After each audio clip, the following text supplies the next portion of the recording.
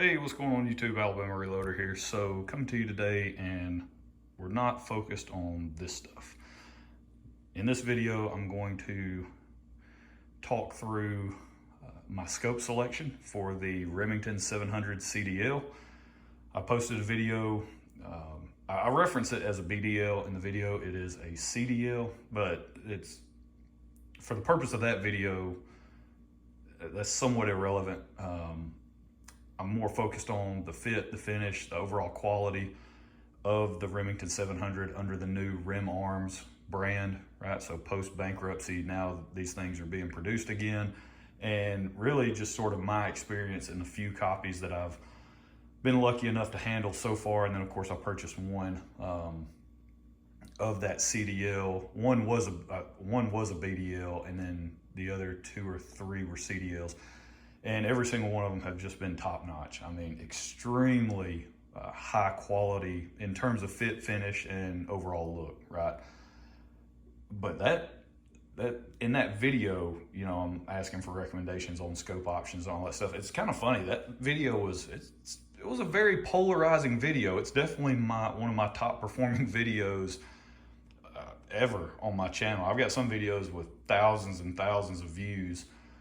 But it's taken the course of, you know, a few years to get to that number. Well, as of the day of this video, which is like maybe 2 weeks after I posted that one, or maybe a little less, that one it was like over 9,000 views on that video. And it's a very polarizing video and topic, because there's a lot of people that are super pumped, like I am, to see hopefully, right, the return of Remington and the quality that they were once known for. And then on the flip side of that, you have the people in the other camp where it's like, nope, hate Remington, can't stand them now. They lost, you know, loyal fan base because of how, you know, pretty much of a garbage company they turned into in terms of quality, and all the stuff they just kept putting out was just terrible, couldn't get it right. They've pretty much turned their back on their customer base. So now I'm in the camp of the customer base that has turned their back on this company. So I'm really hoping that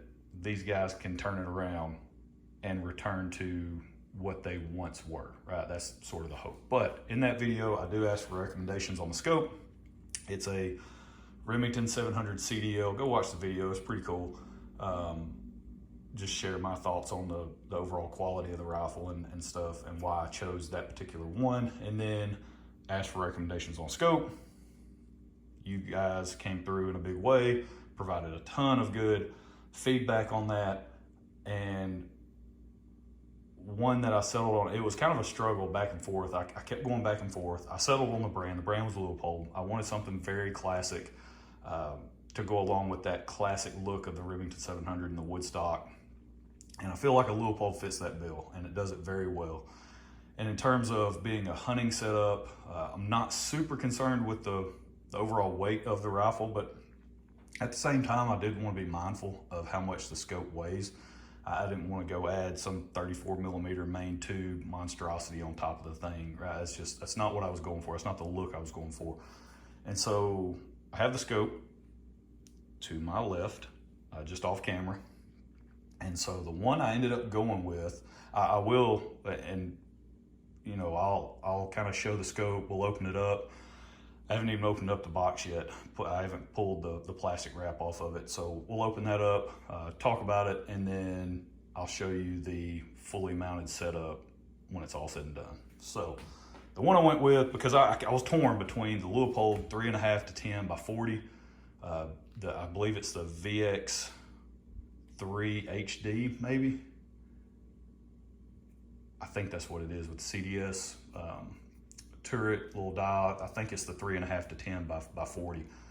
So I was torn between that one and then the VX3 HD 2.5 to 8 by 36 with the CDS, and both duplex reticles. It's my favorite style of reticle for hunting, and this is what I went with. Booyah! The 2.5 to 8 by 36. Now there's a little more to the story on why I actually chose this one, this particular, the 2.5 to 8 by 36.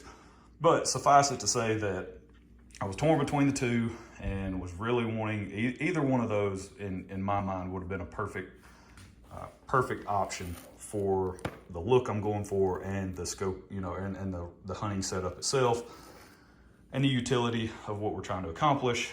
You know, go kill some whitetail deer within reasonable hunting distances, which is for me about 200 yards. So, oh, drop the knife that I'm going to use, which today is just a buck.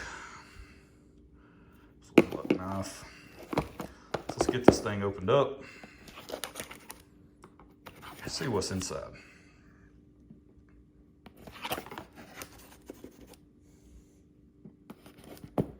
And again, trying to do all of this one-handed as I film with the other hand. Now, this stuff off over here, this is some 308 work that I'm doing actually for my boss. I'm working on a hunting load for him. He has a Savage Model 10 in 308, and so really looking forward to dialing in a good load for him. And I'm using Shooter's World match rifle. I've got several videos on this particular powder in 308 now at this point, and it performs extremely well. So I think it's going to carry on for his hunting load. I'm using the Burger, the 168 grain Classic Hunter. So that's, I don't load Burgers a whole lot. It's just, I just don't. I'm a big fan of Barnes bullets and bonded bullets and that type of stuff. But in this particular application, we're going to give it a try. So here we go. Actually, get back to the point of the video. So there you go, Leupold, full lifetime guarantee. That's what they say. 1-inch main tube with your classic duplex reticle, a little CDS turret. What comes in the box here? So you buy one of these, that's what you get. Scope cover,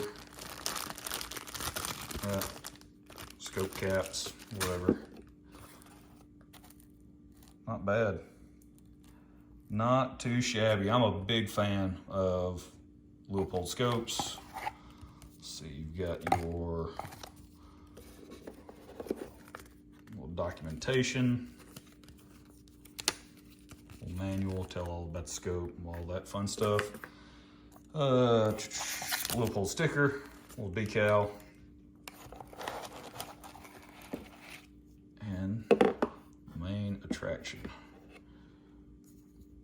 Okay, this thing definitely, it's got some weight to it. It's not super crazy in terms of weight, but you will notice weight obviously on the rear end of the scope just due to that throw lever being back here. That does add a little bit of weight to it, but yeah, this thing is going to look sharp.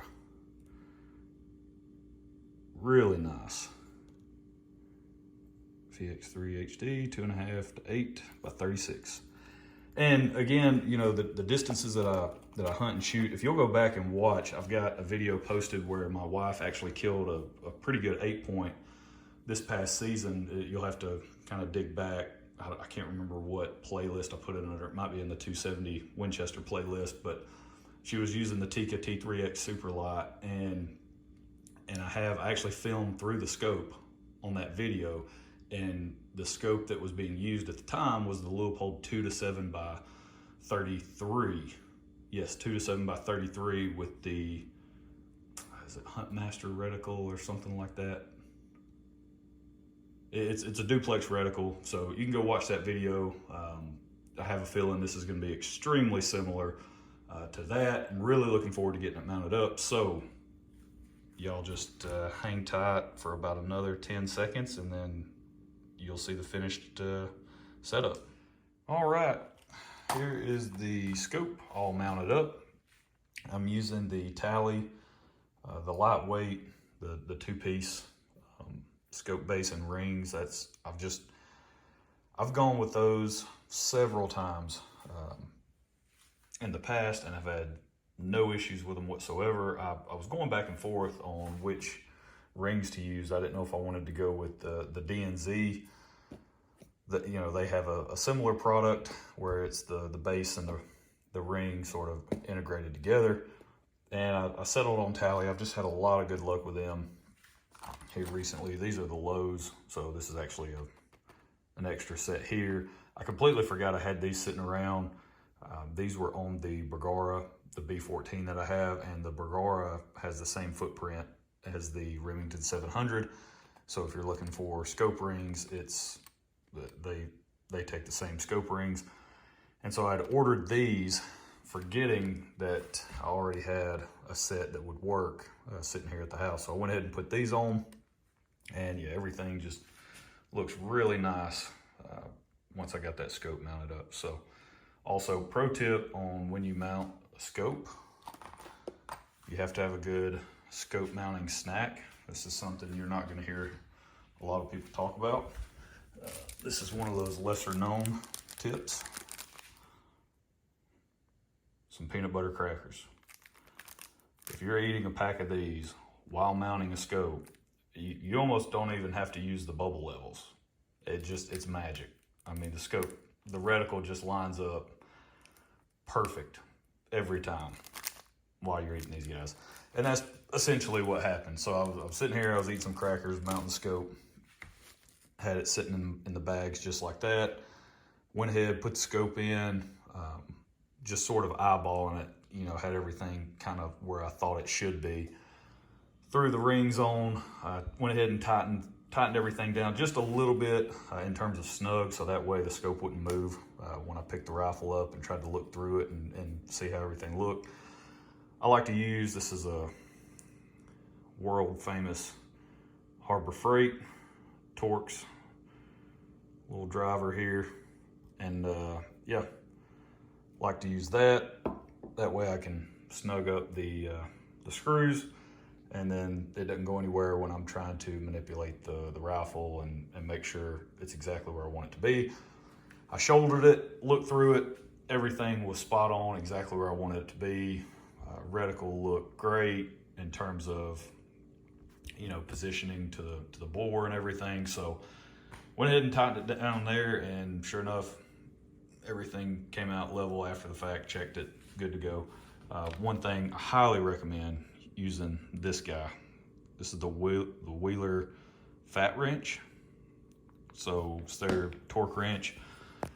That is just, man, I bought this kit a long time ago, and it is super instrumental in mounting your optics. So you can pick these up relatively cheap, I guess we'll say, for what they do, right? I mean, you buy the kit, and then you're gonna be mounting scopes, taking scopes off, putting them back on. Yeah, that's why I've had buddies in the past where I talk about, you know, hey, I've got a scope, we can throw it on, you know, your rifle, go check it out, see how it looks, and then that way kind of give you an idea of what you're, you know, if you like that setup, then you can go buy that scope. And they're like, oh, well, don't you have it already zeroed on your gun, and won't that be an issue? And no, it's not a problem. When you have something like this where it's just, you can make it very repeatable, take the thing off, put it back on, torque everything down, you can have everything level. This kit is a game changer when it comes to mounting your scope. So everything's mounted up, we're good to go here. Now the next step is to get some brass and break in the barrel, do some load development. And, oh, I did weigh it real quick. I brought out the kitchen scale and I did weigh this. So in this configuration here, right, unloaded, you know, no, it's not loaded, don't have any rounds in the internal mag or anything like that. As it sits, it is 8 pounds and 3 ounces. Now for comparison, I have a Kimber 84M Hunter in 6.5 Creedmoor, and I recently put the SWFA ultralight 2.5 to 10 by 32 power, by 32, yeah. 2.5 to 10 by 32 millimeter scope on that rifle, and that weighs, unloaded, it weighs 6 pounds, 3 ounces. So there's a 2 pound difference between my lightweight setup versus something like this. So, which is fine, right? 243 is not a heavy recoiling round anyway, but that little bit of added weight, it's gonna make it all that more pleasant to shoot. So that's where we're gonna leave it. I need to do some range footage with this guy, you know, maybe do some video through the scope, let you guys check it out. I really like the duplex crosshair reticle in this guy. Looks really great. Yeah, this is just gonna be a great setup for hunting season. So if you're interested in picking up one of these guys and you're local, make sure you run over to Mr. Big Guns in Huntsville. Again, this is where I picked this one up.